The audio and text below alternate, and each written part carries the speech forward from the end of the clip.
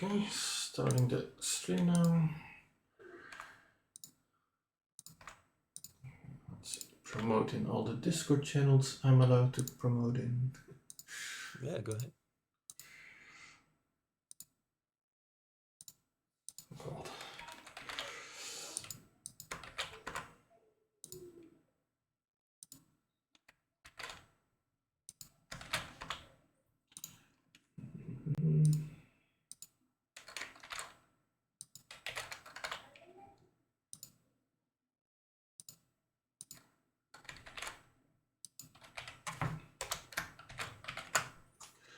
There we go. So.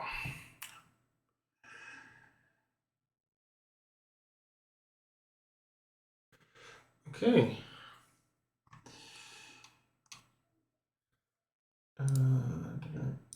You still there? Yeah. Okay, you were so silent. I was like, who? No, sorry, I was just reading. Right, so let's kick this off. So I'll jump on to the Tomb Kings. Tommy boys.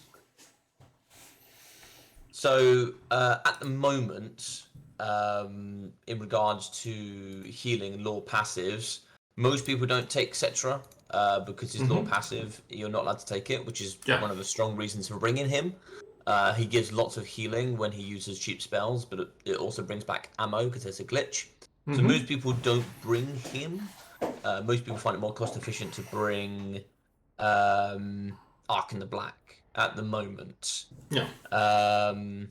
Which I don't hate either. I don't hate that. He has Spirit Leech and a lot of other good spells that can be quite useful.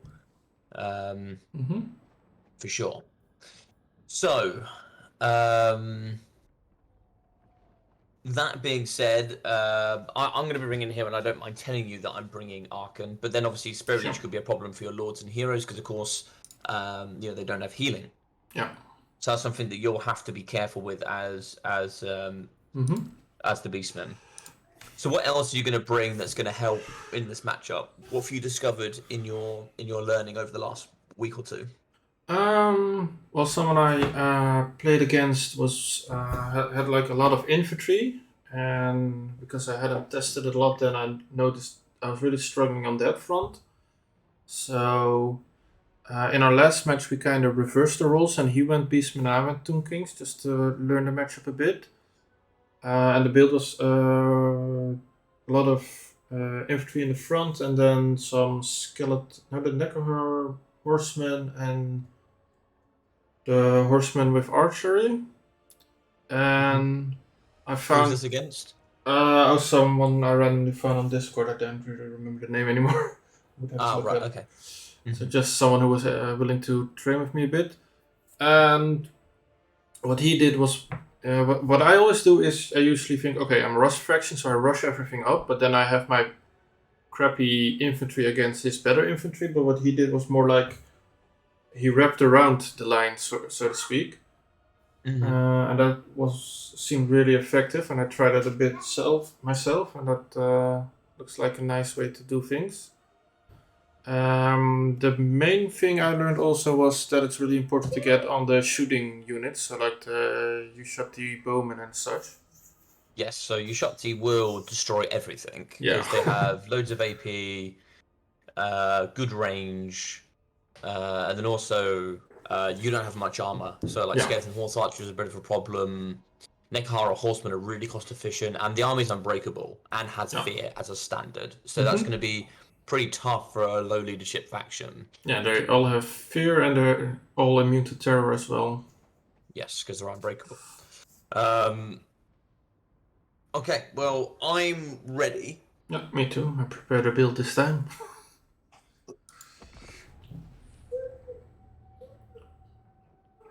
The only thing I'm still not 100% sure on is which Lore of Magic to bring. I brought Lore of the Wild now with Trader King and Brave Screen.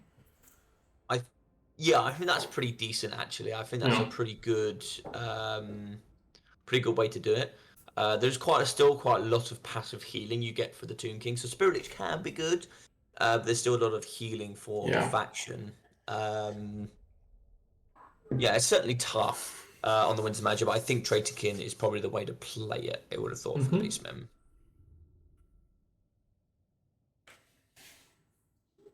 Yeah, because the old strategy was to go Fire Magic, and Fire Magic was pretty cheap and cost efficient at taking down Tomb Kings. But not only do you not have access to that, but also it's not as strong as it used to be. So things like, do you have Shadows Magic for Beastmen? I think you do. Yeah, right? yeah. That was So that my could be the other one. idea. Like Penumbral Pendulum's pretty decent. Has good AP. Like it's not only AP, but it's decent AP. Yeah.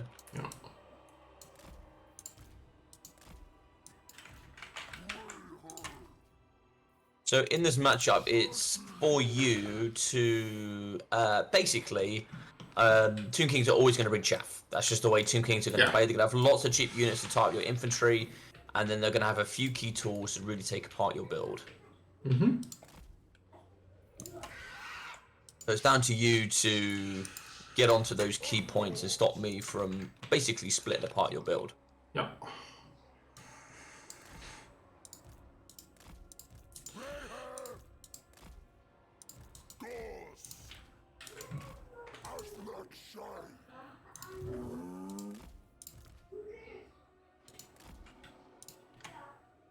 Okay, I think I'm roughly ready for you.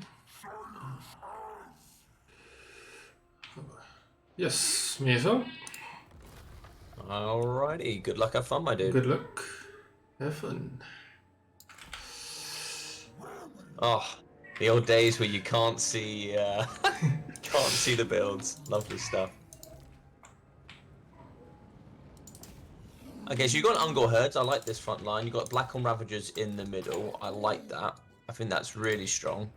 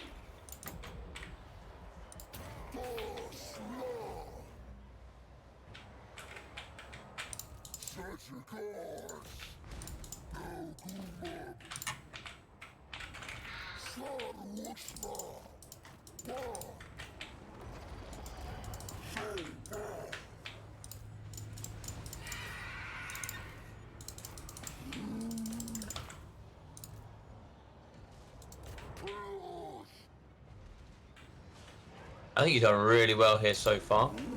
Thank you.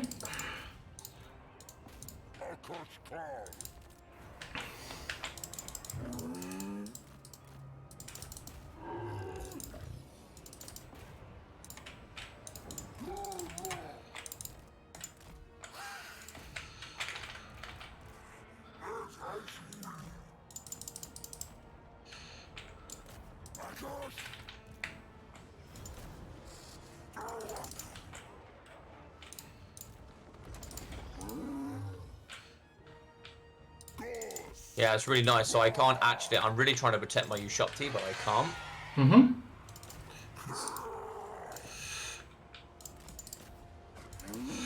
My skirmish has fallen apart quite considerably.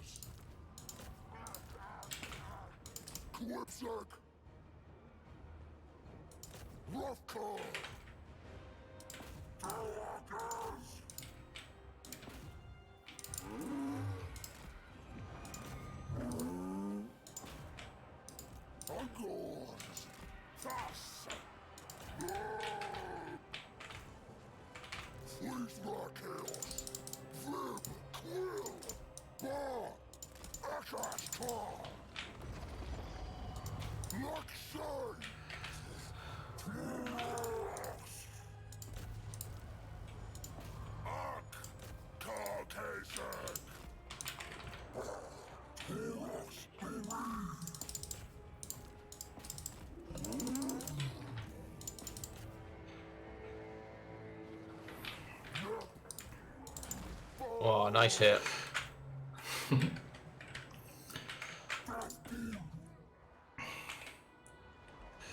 Whew. Good stuff. Thanks.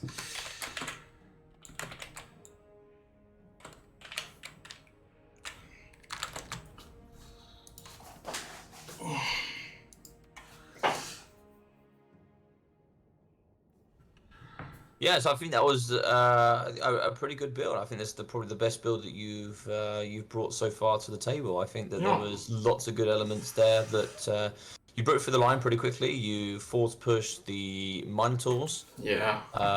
Everything had a purpose, which was good. And you can see the Ushakti there didn't have much value, but this is exactly the same build that I brought against you last time. Yeah, give or take. Maybe exactly the same. I think it's spot on the same build. No, I think it was good.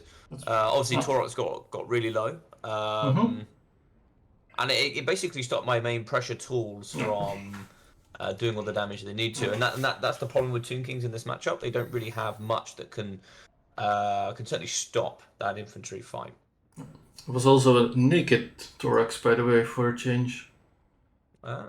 Interesting. That's pretty good because then it allows you to get more units on the field.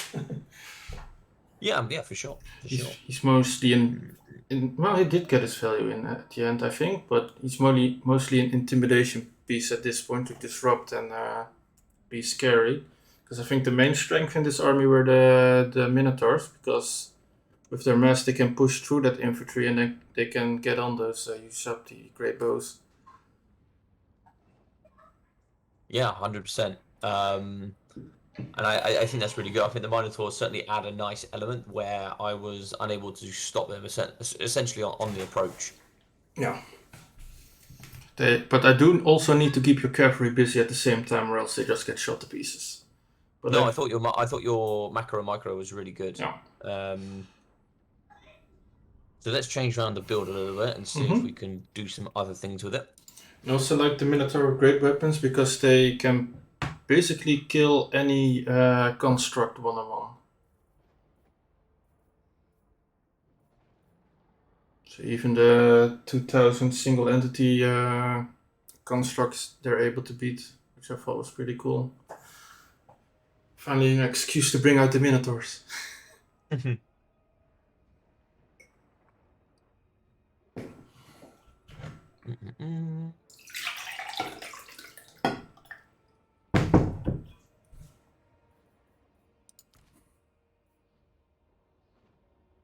Right.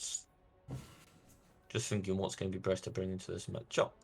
Maybe some oddies. 2 of these, maybe.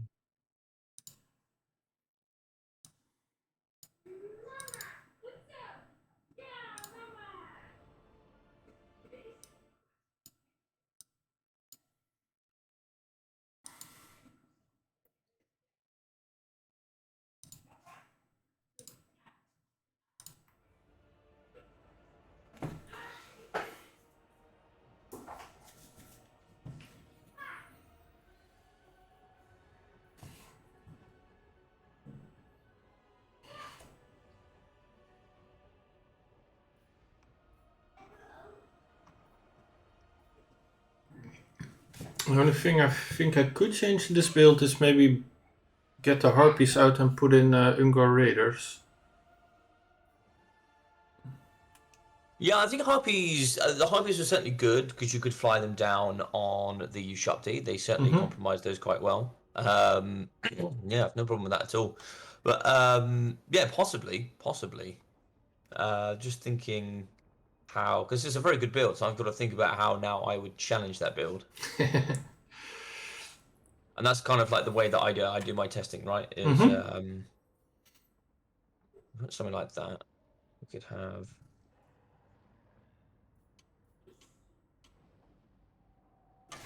Because yeah, I don't. Yeah, the Harpies don't kill the Ushupti Grey Boss, of course, but they do keep him busy. That's probably worth a bit more than just Ungor shooting to help the infantry.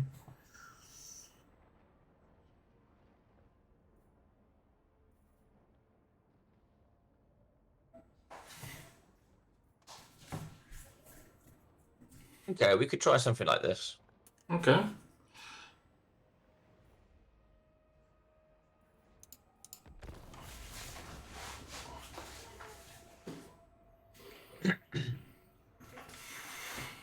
I'll go with a slightly different approach this time. Of course. And this is like a really good way of seeing if that build, that obviously I kept the same build from last time. It's good to see if that holds up against, you know, let's say a different player goes with a different approach, and how that holds up here.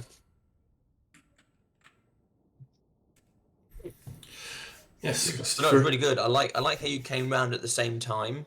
A couple of people like I'm coaching is sort of like they do the front line, then they come around with the cavalry, and you can deal with like bit by bit by bit. But when you did it, I was fully surrounded all the time, and I struggled to deal with all those elements. There was still some room for improvement because the cavalry was a little bit later, but not that much. Still good enough that it you know, certainly put me under pressure.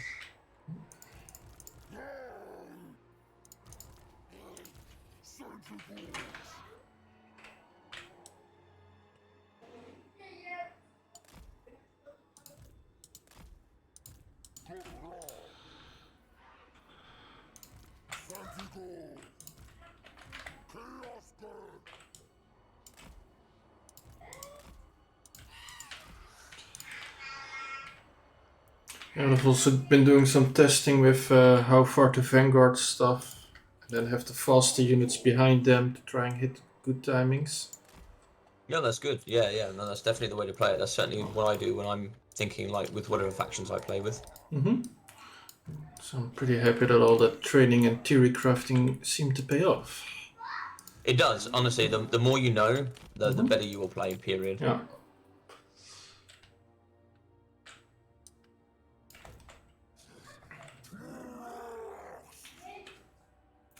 So one thing you might see now, I don't know if you noticed the numbers from before. Ooh. Yep. That's a whole lot more. Yeah, I've changed my game plan quite a bit. All right, when you're ready, let's go. Yes.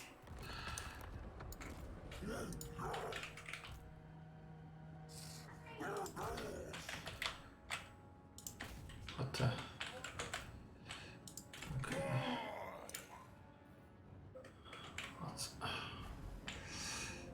Okay. Tomb scorpions. Yeah.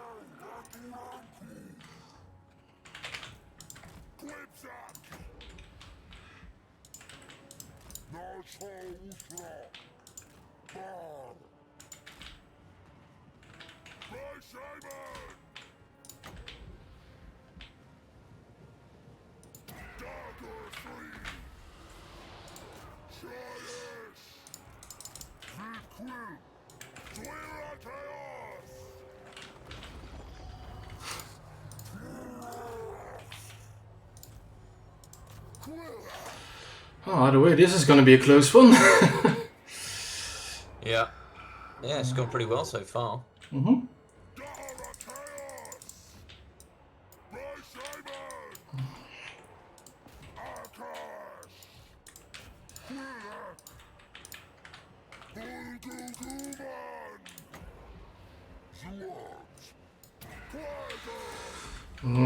Army losses for me. So It close.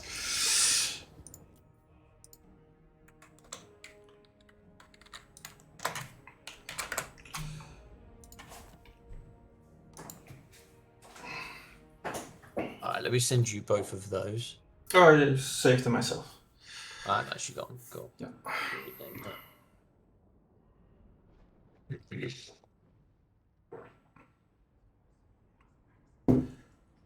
Let's see.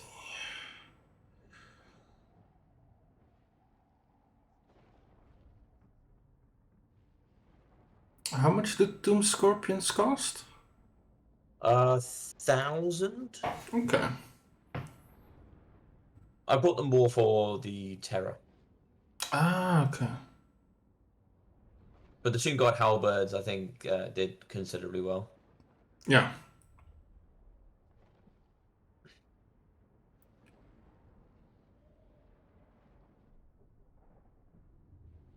But no, yeah, that was a lot tighter game. I think I'm not really a Tomb King player, but I think that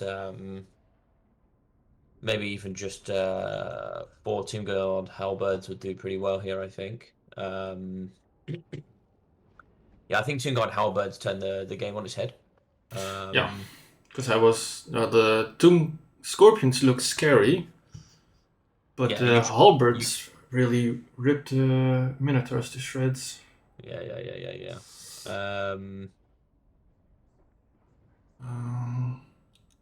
I think what I probably would do is I'd probably change it to something a little bit like this. How do I add player slot? There you go. I'd probably change it to something a little bit more like this. I'm going to go 19 stack with 1 Ushakti, 5 Tomb Guard Halberds, Nekahara Horsemen, and like Mass Chaff. Yeah. This would be more where I would go. It was nice having the Terror on the Tomb Scorpions, but they just struggled against your The Minotaurs, yeah. Yeah, I think the Minotaurs are really, really good. I think they certainly bring quite a bit to the roster. Yeah, and that's why the Tomb Guardians were such a problem in last game. Yeah, Torx is nice because he also brings that fire damage, and which is really good against Tomb Kings. How much is a naked Doom Ball? Doom Ball or Goo Ball? Doom Ball. Just out of interest. 1250. And how much? Naked Torx is 1600. Yeah. So let's take everything off.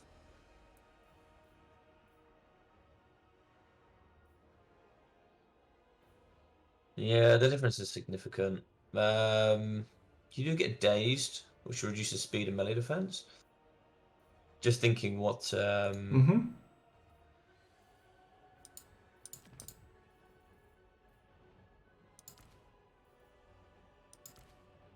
What do you think didn't go quite so well that time? Well, like I said, I thought the big threat were the Doom Scorpions, so I dove in on them. But then the Helbets really started doing a lot of damage, and I think if I focused more with my infantry on the Halberds, maybe some recharging and the magic on them, and then having the Minotaurs later. For if when we were in the end, when we were scrapping, I think then if they were healthier, that would have made a big swing. I'm not sure if I would be able to do that though. Focus more on that. I can think with this change, I think actually Brave Shaman or Shadow's Magic might be a bit better. I think Preliminary Pendulum would be really good here. Yeah. Yeah, because I was using Traitor King and Brave Scream. But indeed. No, I certainly think it was good. I think you certainly get more exponential value with Traitor King the more expensive cav I bring, and I'm not bringing anything above 650.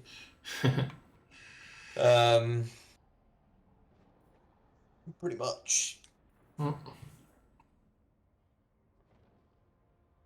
you think it's very common for Tomb Kings to bring so many Halberdiers though?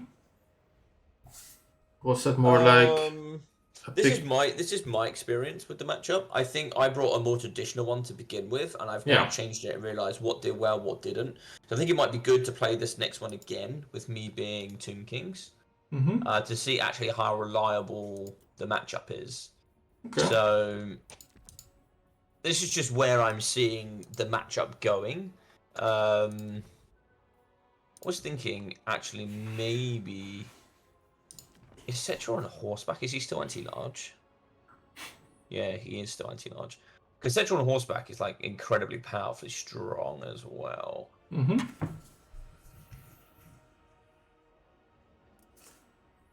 Oh, that's interesting. Cetra on horseback loses health. Yeah. Yeah, only 200, but still. He loses 408 health. Oh, what? Yeah, it doesn't make any sense to me. I don't know how that's the case. Yeah, so I think Shadow's Magic with Pendulum could be a good way to counter Halberds. Trying to think what other magic you would. Where's the Shadows caster here? Still can't believe Tomb Kings don't have a Shadows caster. It's probably lore-wise because Cetra is the sun. They do? Oh. They do now. So Melkos, Mystifying. Enfeebling Foe could be decent. Spinable Pendulum. I mean, Pillar Shades is always great, right? Pillar Shades will always do good value. I just don't know in this matchup because it's so much armor piercing. I just don't think you need that much. Yeah. You could go Melkos and use that to help fight the cavalry. Oh yeah. Damage in or you could use it on infantry. I mean, they've got a lot of health.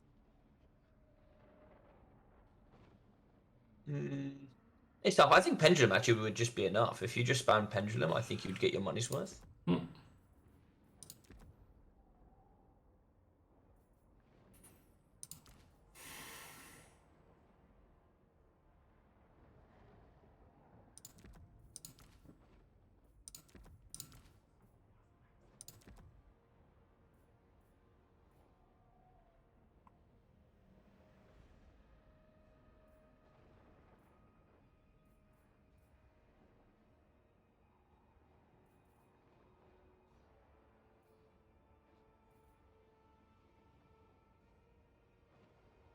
Yeah, this is a tough one. I'm thinking about what it would be like. Would it actually be worth taking Cetra? I think the answer is probably no.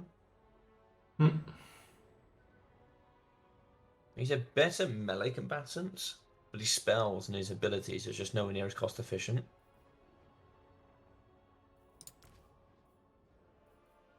Because the nice thing about Arcan is that you can also summon. Oh, okay. So I have the Tomb of Arcan, so I can summon Skeleton Warriors. Staff Nagash gives me so much magic, and then I can basically just spam Spirit Leech.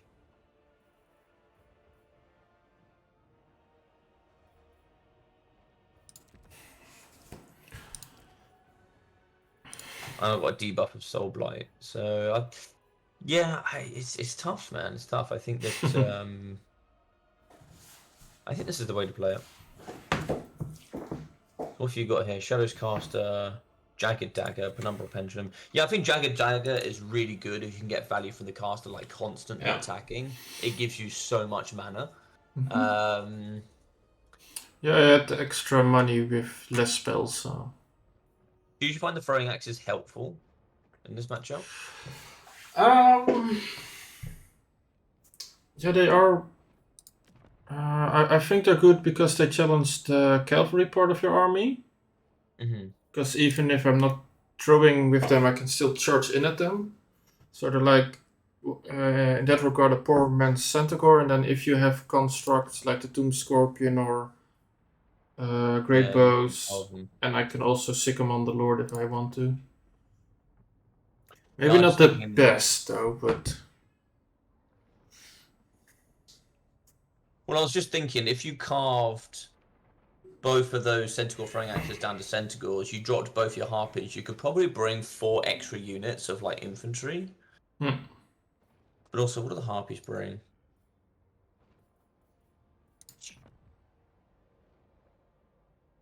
Yeah, I wonder what the Harpies actually. I mean, I think in a general sense, I think Harpies do well at shutting down range tools. But I think otherwise, if there's not many range tools to shut down, what do they actually provide? That's a tough conversation, I think. Yeah. So let's try to see if I can mirror match your build here quickly. So let's save this one. So we'll call this GK versus Rekijan. Yeah, maybe what I was saying earlier, more Ungar Raiders instead of the Harpies. Because they also help out the infantry. And they can also shoot other targets that shoot. I wonder if Brass... Do you think Brass Body's not worth it? I mean, I think Slaughter's Call as a law passive is pretty good. It's really expensive. Yeah. Well, it's really expensive. I think it might have been cheaper on the Doom Ball. Oh no, it's also 200 on the Doom Ball. Yeah, I think most items are standard cost. So you've gone... Let's do all this. So you've gone Caster Lord, Shadows, Tuskor with just Pendulum. And then the passive and the Factory. The Jagged Dagger. I think the passive, like Lord passive, is not that great. Yeah, could cut that. I don't think you need it, I'll be honest. Yeah, usually by the time I'm casting, I'm already engaged. Also, you've only got one spell. I don't know if Jagged Dagger is all that important. Yeah. I'm just thinking like how to optimize your army. So you've gone 4 of these, 1 of those. You went 2 of these. What else did we do? Double Harpy. Double throwing axes.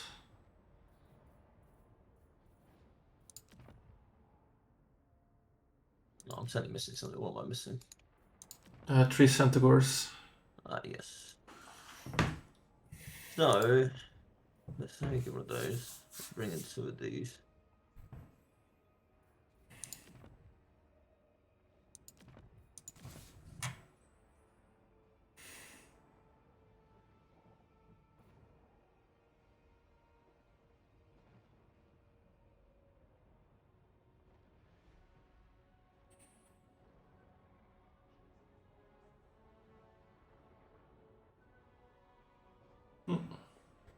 I've gone more basic, but you certainly could bring in something like this.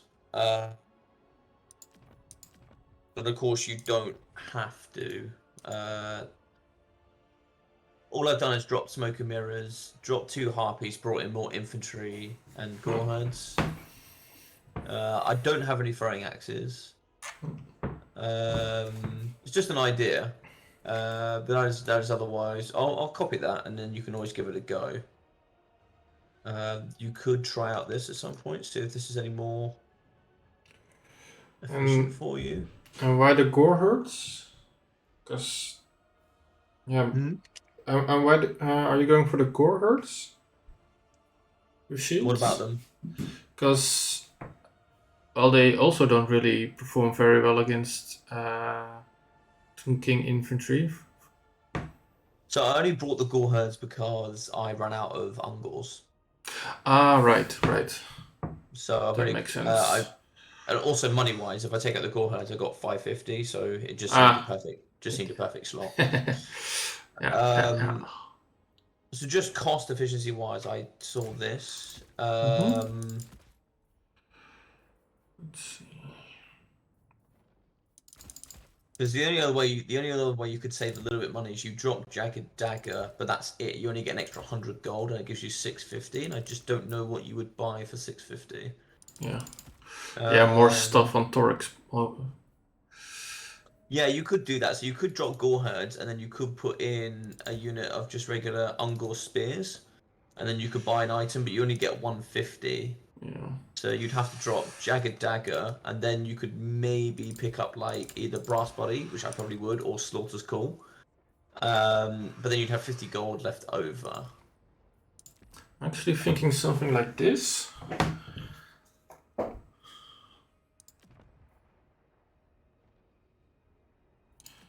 So what I did is I got rid of the passive and the Jagged Dagger, and then Slaughter's Skull, and instead of more infantry I put some Ungor Raiders. Okay, yeah. I'm not entirely convinced how more infantry rates up against less infantry and some archers. You could go double raiders. I'd say go double raiders. I think I'd prefer double spearmen. What do they provide stat wise? Let's have a look. So infantry wise, they lose 12 melee defense and they lose a lot of leadership. So otherwise, yeah, they're just a shooting unit. Yeah. So yeah, I could see either or being quite good. Just on this.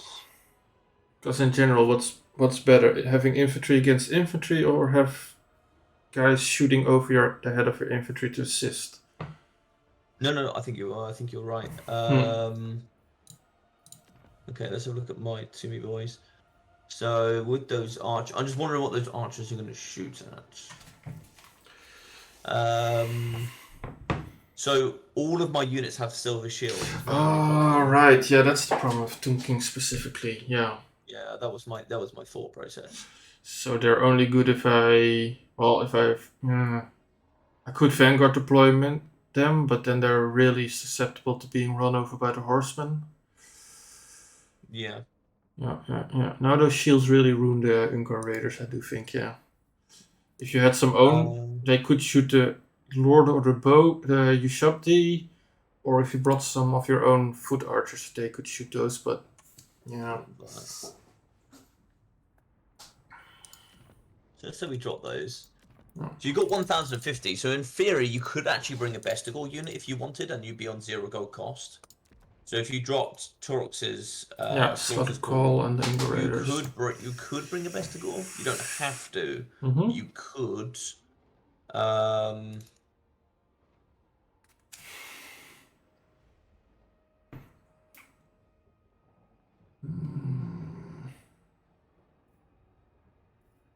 I'm just trying to think about what you could match up here. So 1,050, I think we struggle a little bit. Yeah.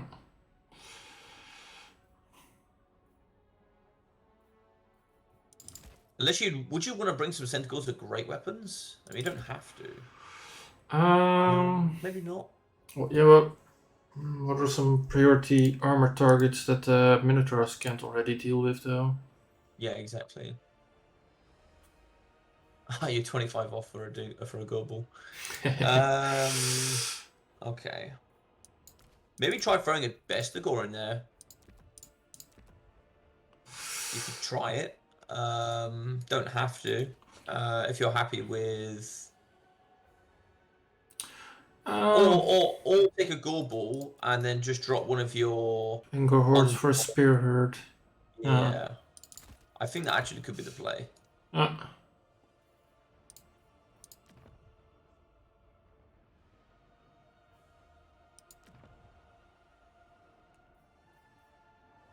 Then you just shove on one of your uncles. Yes. I think that could be pretty good. I think your Centaurs are going to beat most of my cavalry pretty convincingly. I just think, like, with a mass infantry army, like, I think throwing axes and stuff are just not going to be all that useful. And I think because of things like throwing axes, great weapon minotaurs, Taurox, for example, big entities really suffer. That's why I don't bring them. So, for example, any of my constructs, I don't bring them because I don't see them to be worth it. That's why I think my army here negates a lot of what you can bring. Let's give that a go. Let's give it a try. Yes.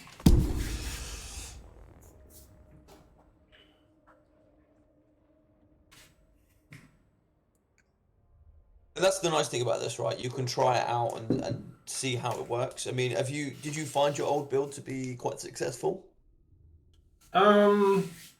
It's actually one I haven't been able to test yet up until today. So, but I am happy with the previous experience I had of losing and then theory crafting a bit and unit testing and then putting an army together and seeing that it actually worked as I hoped.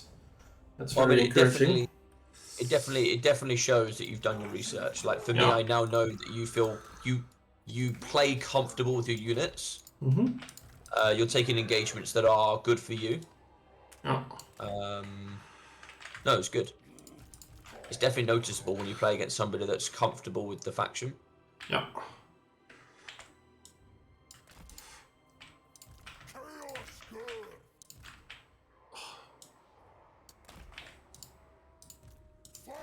Last time I was talking about not seeing a lot of players play Beastmen. Turin had a 8-hour tournament on his YouTube the other day. And he had, I think it was Mofet, actually win with Beastmen versus Vampire counts on Black Ark. I like Beastmen versus Vampire counts. I really do. There was a lot of mobility. He actually went for his cap and everything crazy like that. But it looked awesome.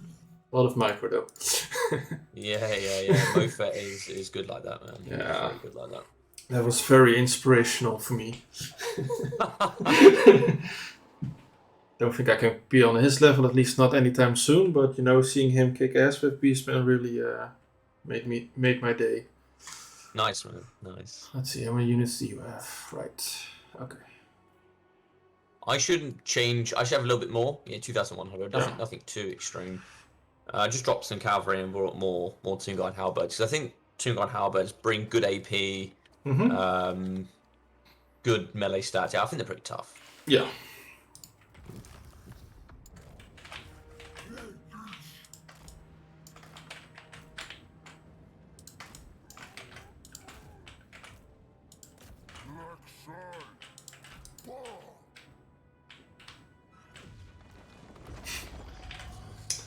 Oh man, what the Turks ever did to you? Don't like him.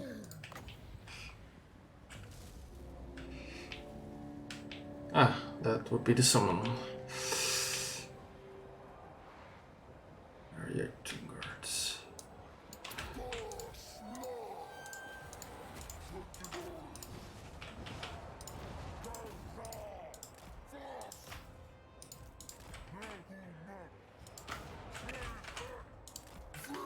Oops, that was a misclick. It's going to cost me.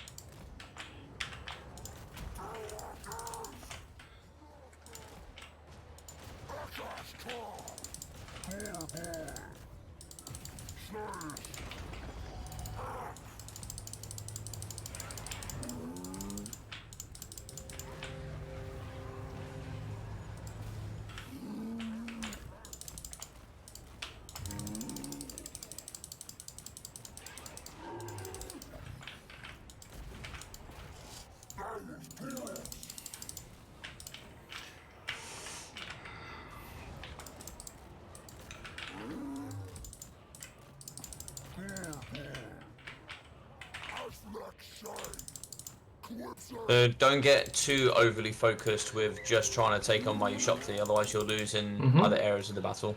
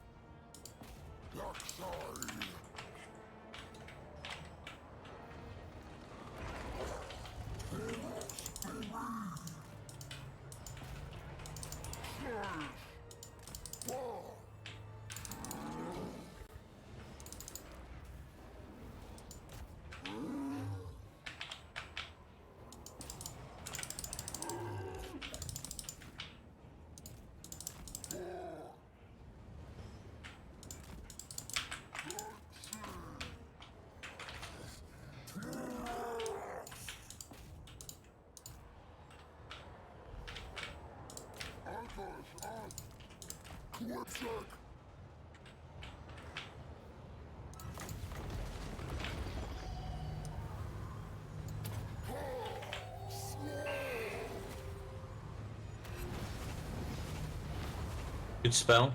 Good spell. Thanks.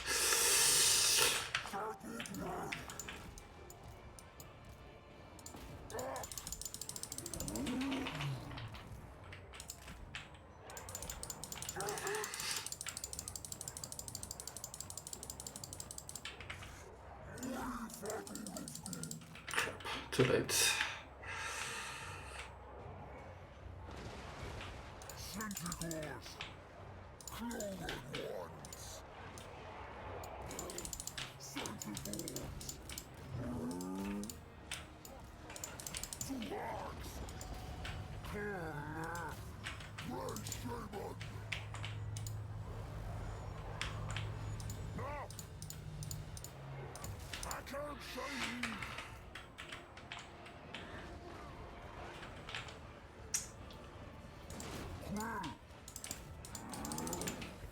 Now for me, Torux is broken, so I'm just gonna hit him and chase him off, just to make sure that that leadership gets dealt with.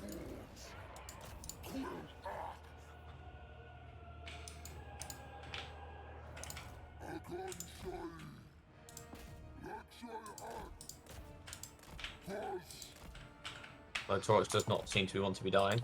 He likes to do that. Yep.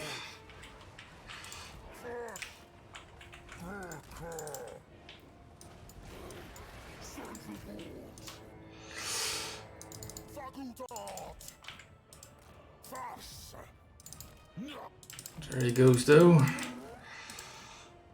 That's okay. I mean, that happens. The only problem now is you're going to get a mass leadership break. Yep.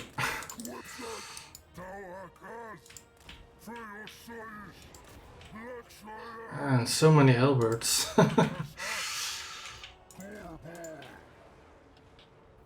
Yeah, that certainly can be a problem.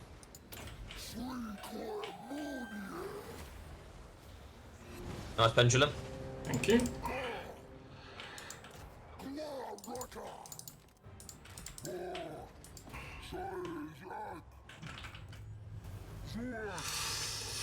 Yeah.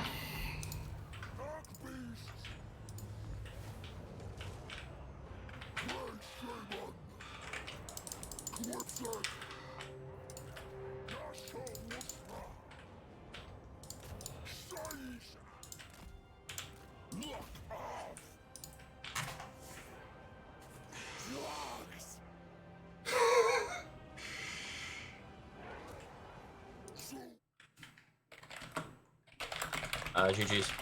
Yeah, I think one of the biggest problems with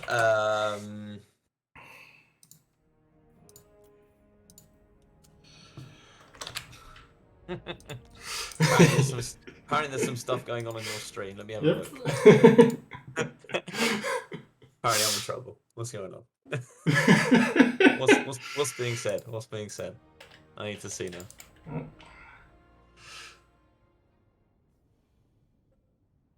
Who's saying what? Show your face.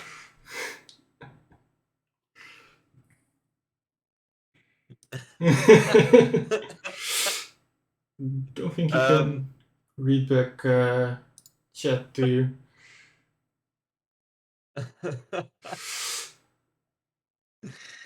Brilliant. So yeah, I think one thing that happened there was you got a little bit too focused on taking down the Ushapti, and what happened in the backside is when you hit my Nekahara horseman, I came forward with the halberds. Yeah. And then my halberd started carving goreheads for fun. Yeah, it's just those halberds, man. They're good against everything. Yeah, so the halberds have good AP, anti-large, and they have really strong melee defense. Yeah, because like they win against my large units, but they also kill my infantry. So I think here actually is potent that you take Pit of Shades as well. I think you take Pit of Shades and Pendulum. I thought Pendulum would be enough, but it did good damage, but it didn't do like devastating damage that I thought it would. Yeah, but I don't think I'll have enough wins to keep casting both though, because I was constantly out of mana after all those pendulums. Really? Okay, that's interesting. So it would either be or pendulum or wins. They're not cheap. Yeah, that makes sense. Maybe it is worth taking the Jagged Dagger then if we can fit it in. Maybe even if you have to drop two Ungor Spearheads just to get the Jagged Dagger, might be worth it. Do you feel the Gore Ball actually had an effect or not really? Not really, no. Okay, then let's explore different options. Well, there's an obvious counter to the halberd spam, and that would be like Razor Gores, Tuskgors.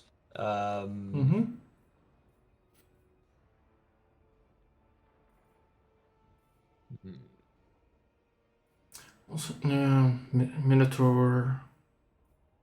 Just basic Minotaurs also probably don't do well against the halberds, so they have anti-infantry. The problem with them is the model count. Yeah, I have like 120 halberds, whilst you have 16. Okay, never mind. Right? Yeah, that's. Let me have a look. I think it's 120. Yeah, 120 halberds. Yeah, that's never mind then.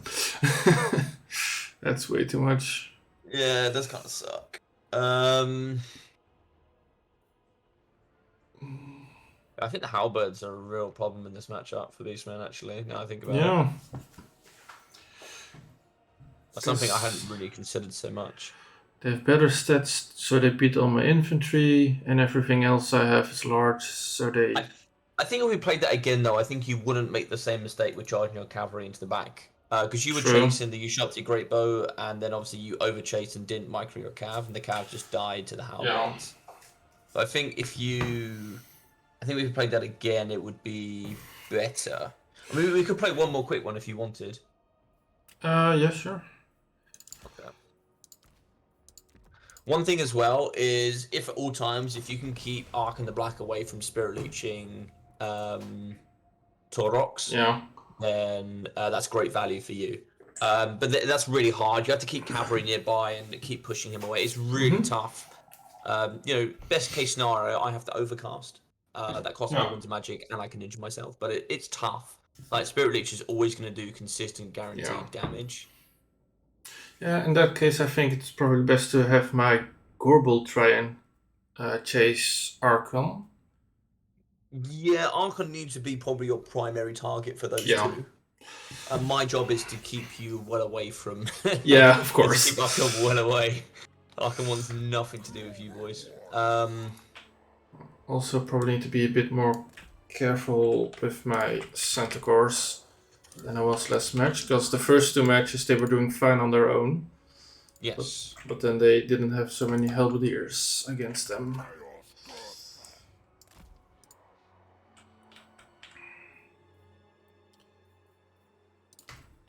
So for me, I'm also gonna. The reason I bring these particular horsemen is they have good melee defense, decent armor, good healing, and they're just decent roadblocks. Like they're just good for me to hold your Minotaurs, all sorts at bay if I absolutely have to, you know. Yeah. But no, this matchup is definitely a lot better for you than when we first played it 2 weeks ago. Like I've definitely seen you've done your homework, and it seems a lot more like you're a lot more confident in your mind in the matchup, which is good. I have a better battle plan. Yeah, and especially when you've got that plan, I've seen that you stuck to that plan, and that's really good. That's what you need. Yeah, I'm ready, by the way. Nice. I think I'm ready.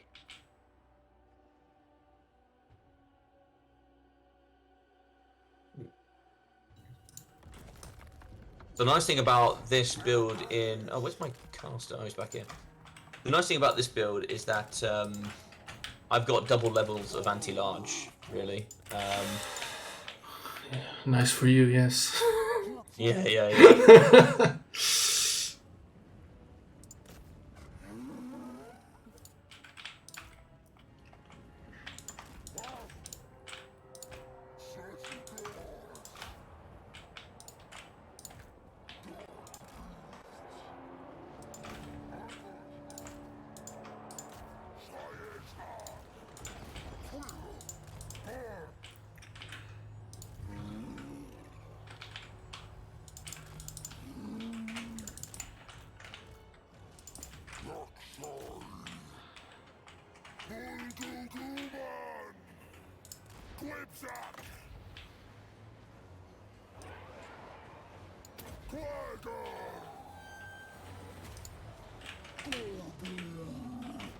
Lucky there on the cast.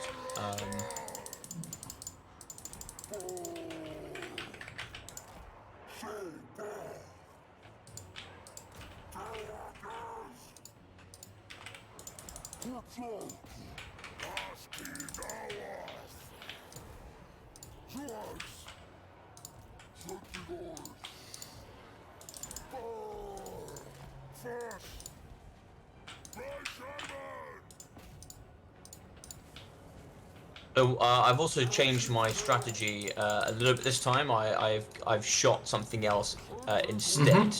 Yeah. I went to go shoot the Minotaurs instead and take them out nice and quickly.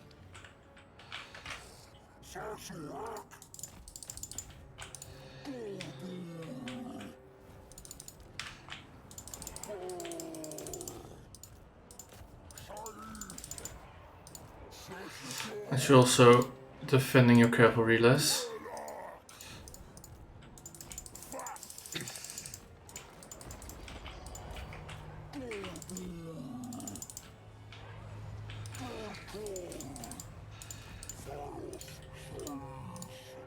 Yeah, so I'm more spread this time, and I'm really struggling to protect the cavalry.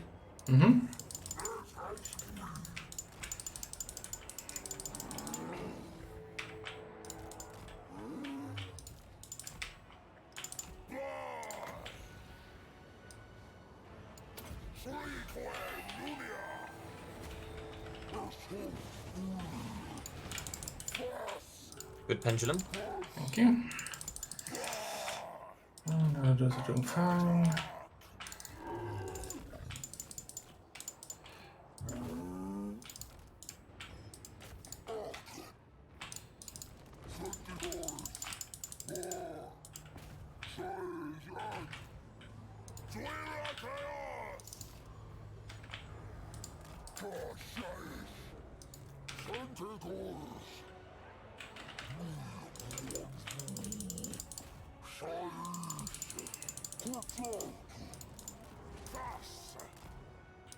I think it's damn near impossible to protect your shot to great bow in this matchup. I think Yeah.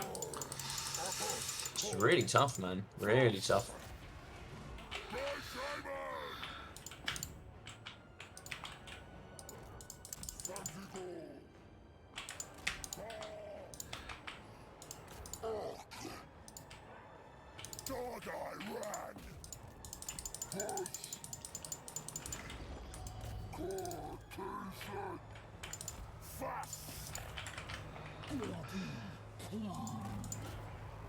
Beastmen, tower curse.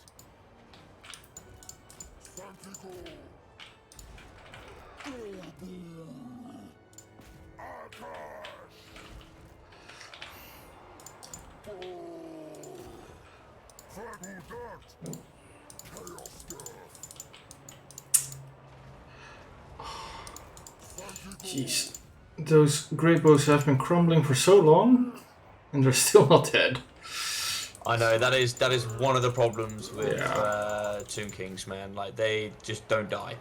Wait, you summon halberdiers? Did you just summon in the halberdiers as well? No, Oh, skeleton okay. warriors. Yeah. I was like, what?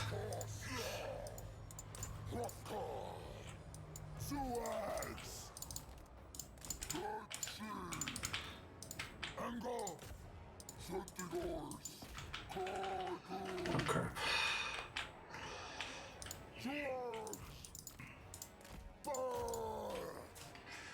No, my boys are going down. Got one Finally. shotty left, but he's shooting. Yeah. Not the Gorbel. Yeah, there's still so many halberdiers left.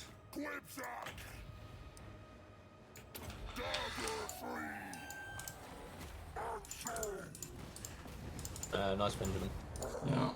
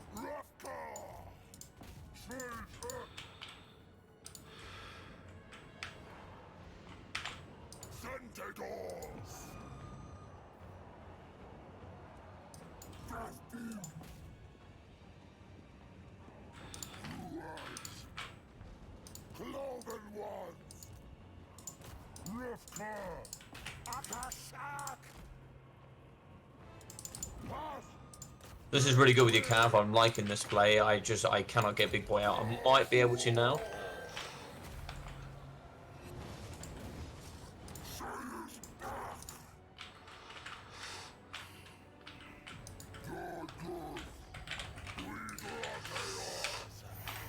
Yeah, I got him out. Nice.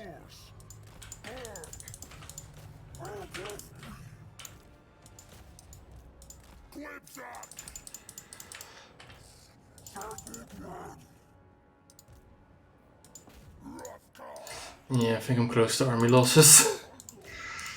That's unfortunate, man. You played that well. You played that well. It's just unfortunate because, well, you know, Yeah. it's. I think you know Arkan gives you guaranteed damage on those key entities that you need, and Taurox holds so much balance of power, like it's absurd.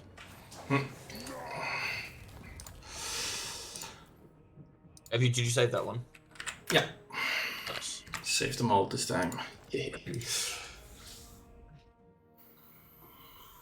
Torrent's Gorball is rush those two straight at the enemy lord at all times. TK suffers without a lord. Yeah, TK really suffers without a lord. Yeah, that's the problem. I can try and snipe the lord, but then I'll have all those halberds in my face. And I can't keep on Arkan, I don't think, not on his horse, because he's faster than Torox and Gorbal. Yeah, and I just pull through a lot of it. I mean, your Yeah. caster got good value there, so 970 there. That's good value. You played that one a lot better, I think. Yeah. 850. Yeah, it's just a way to deal with halberds now, I think, because most of my halberds just got value. They're 850 gold. They're super cheap, and you can see they really easily get chevrons. Just getting like 600 value, they got chevrons.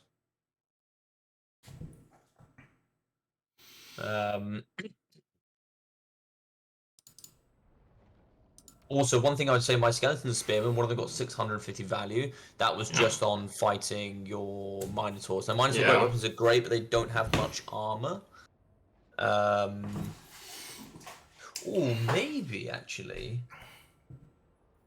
Let me open up a slot with you. I'll come down to you. Maybe. I wonder actually.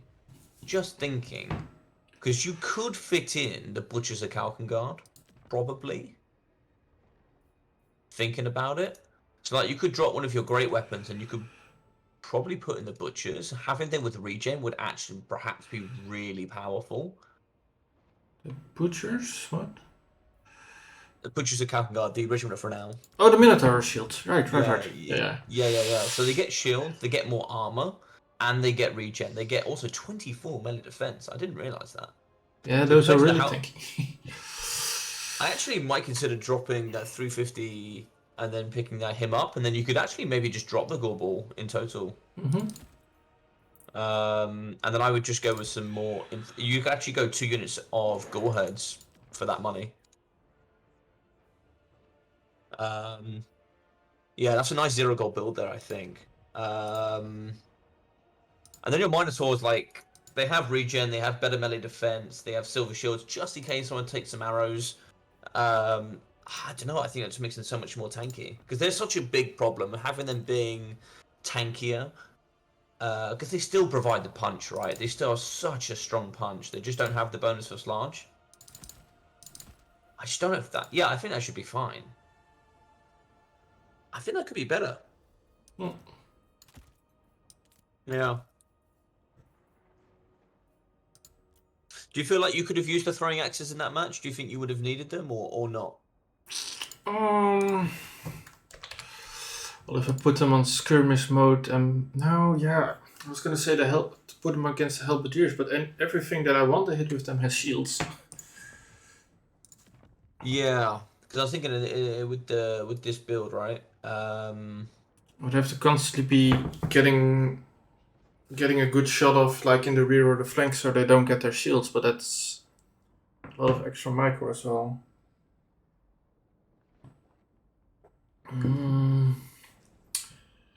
Maybe just to keep them on the Lord, on Archon. I mean, you could kite the Nekahara Horseman. That could also be the way to play it, because you're going to be faster. So that is the idea. You could just kite. You could just sit there and shoot my Nekahara Horseman. That is also the other way to play it. So that could be the advantage of having the throwing axes. Yeah. Just thinking on both sides of the coin here. Yeah, so you're going to be faster considerably. You'll have 91, 92 speed.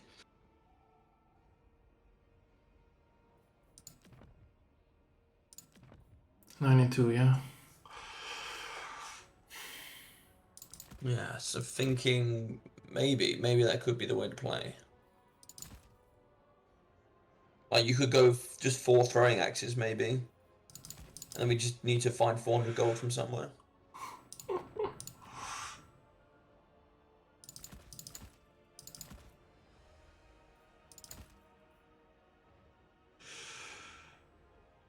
Yeah, so you could do that instead. So let's have a look.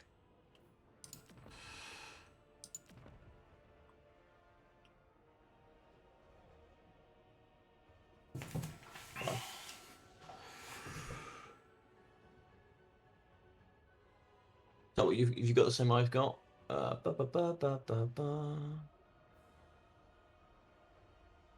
Yeah, I agree with that, Mac. Like, I think that the throwing axes could do quite well there. I think the throwing axes could be a really good tool to deal with my horsemen at range. And if I charge at you, you just run away.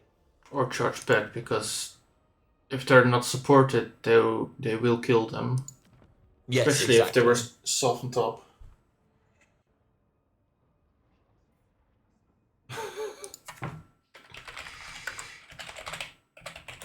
Yeah, I think the Butchers of Captain Guard, I think, are a good pick here, I think. So let's see what he... occasional times.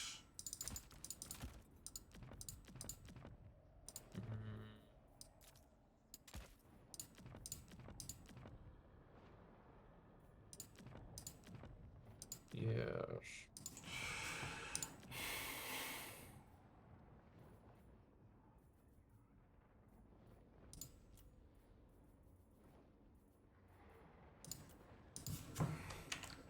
Yeah, I think, yeah, maybe something like this. I would say, to round this out, I'd say keep trying to mess around with this build.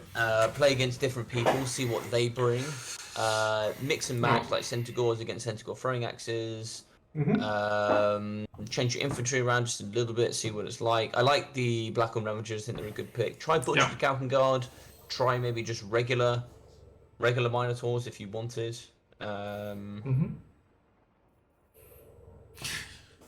Because I think the first build I brought against what seems to be pretty meta Tomb King, I did pretty well. It's just when I bring Halberdiers a lot, I need to change it up. Yeah, I was thinking if you're going to bring Minotaurs, maybe just Minotaurs with shields might be better.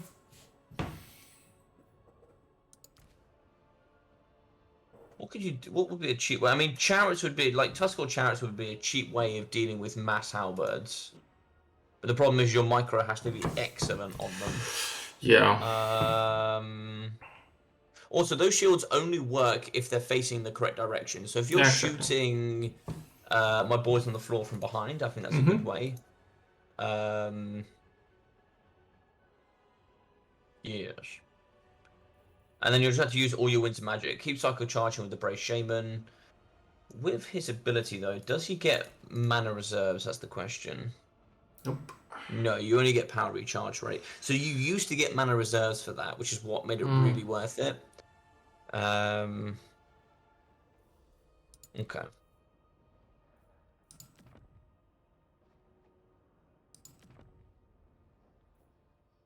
Yeah, but don't overcast it, I would say. Pendulum? Yeah, I would say don't overcast it if you can help it. Let's see. The value goes from 50 to 60% on AP, and the damage per second is not that much worth it for 5 intellectual power. Yeah. Yeah, I did it once in one of these last two games, but that was like because I could hit like 3 Halberdiers units with them. What I would recommend with this is I would go into a game, bring some Tomb Guard halberds, pendulum them regularly, and then overcast it, and then decide if you think it's worth it for the damage you could potentially take. Yeah. I think like what I said, if there are a couple of them clumped up, then it's probably worth it, but otherwise the normal cost seems better. Yeah, that's a great way of saying it, yeah. The other thing you could consider, this is another thing as well, what happens if you overcast it? Yeah, so you could bring the Withering. So the Withering will reduce armor by 30. Is that really worth it? I just don't know. No, I think if you're going to bring something else, it has to be Pit of Shades or Melkov's Mystify Miasma. You could just go Pit of Shades caster. You could. They're the same cost.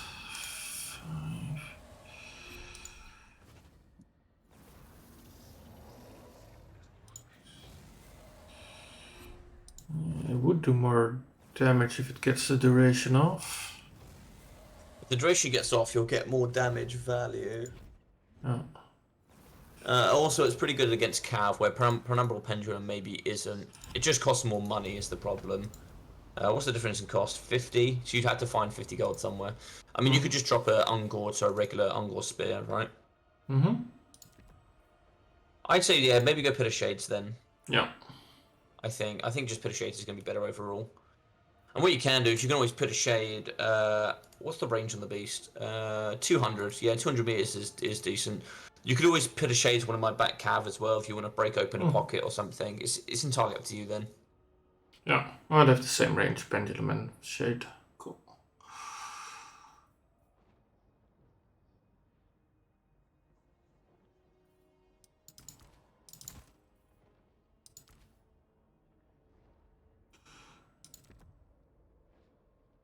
Yeah, that would be my thought process. But no, that was good, man. That was some really, really tight games. Yeah, very pleased with that myself. Awesome. Well, I'm glad that there's been lots of progress there. What matchup did you want to work on next? Did you want to revisit this? Did you want to move on to a next one? We had like 3 factions we were talking about last time. Mm-hmm.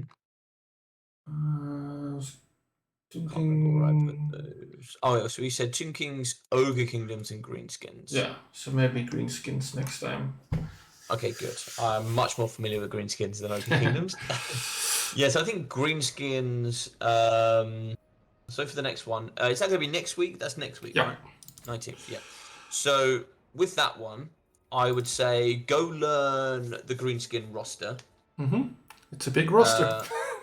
It is a big roster. So, for example, one thing that might be interesting for you to learn is think of all big uns a little bit like Tomb Guard Halberds, but without. They're not unbreakable, but they also have bonus of large. So you have units like that. You can sort of equate them. Yeah. This used to be a really tough matchup for for Tomb Kings. Yeah, I've got some strategies in my pocket that I think I'm going to bring to the table. Okay, cool. Okay. Yeah, so there's lots of things that can be brought. But good stuff, man. Yeah, thanks. No problem. Full poison skirmish. Did you finish up stream, did you? Uh, I know you're still